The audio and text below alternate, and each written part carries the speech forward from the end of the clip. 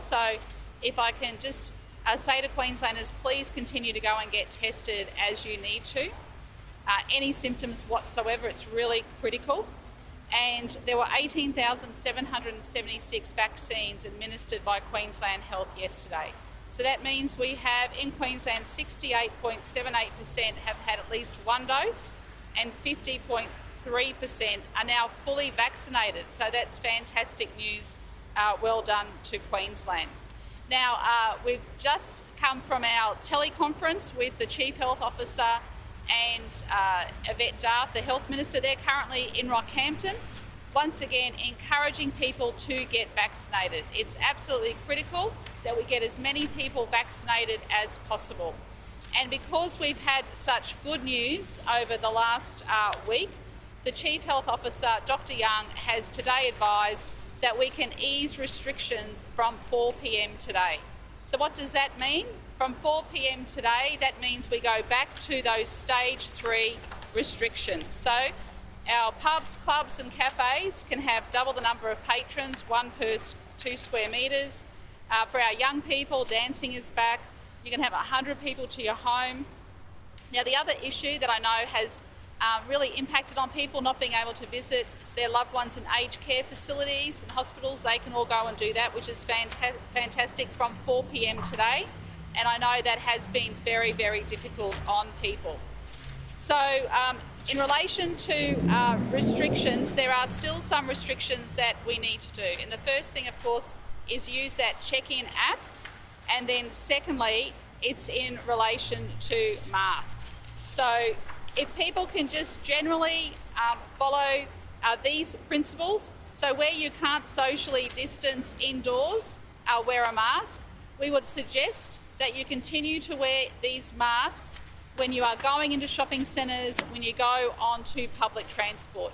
Also, if you are going inside to a cafe, restaurant or pub, you wear your mask going in, you check in, and then you don't need to wear your mask. But if you are feeling compromised that you can't socially distance, then of course the onus is on you if you want to put that mask on.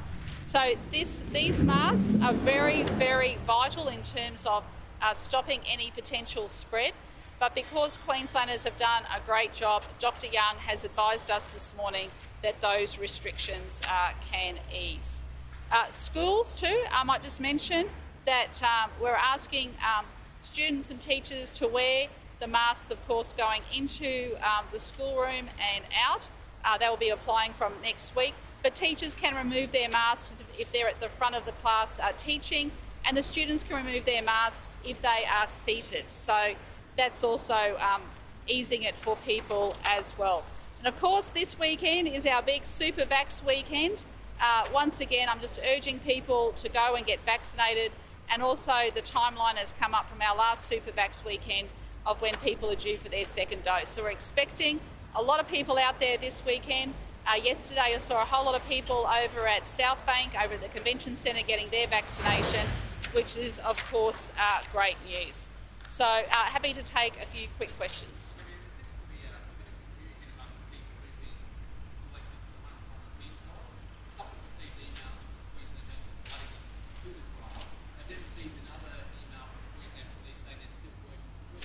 Can you tell these people what's going on?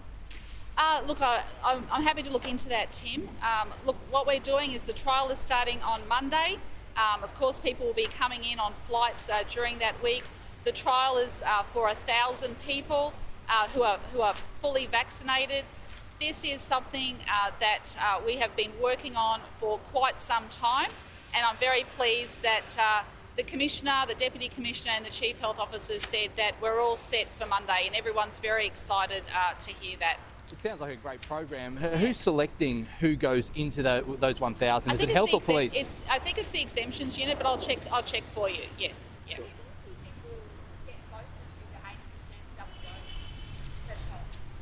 Well, we're working on the 70% double dose first, but my understanding is that we are looking at the end of this month, or it might be early November. We'll get confirmation from that early next week, so I'll be able to advise you on Monday or Tuesday.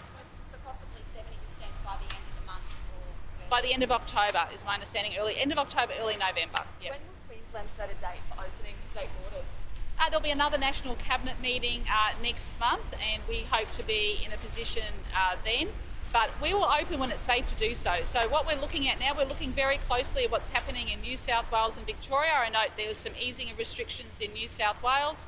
Their vaccination rates are going up quite steadily, which is great. They've had a big outbreak, so people have come out and got vaccinated. But, you know, very concerning, 1,800 cases, I think, from memory in Victoria today. If you think about that, we've had just over 2,000 cases during the whole pandemic. So we really want to see the vaccination rates, right across the country. And please don't forget that we are open to Northern Territory, Western Australia, South Australia and Tasmania.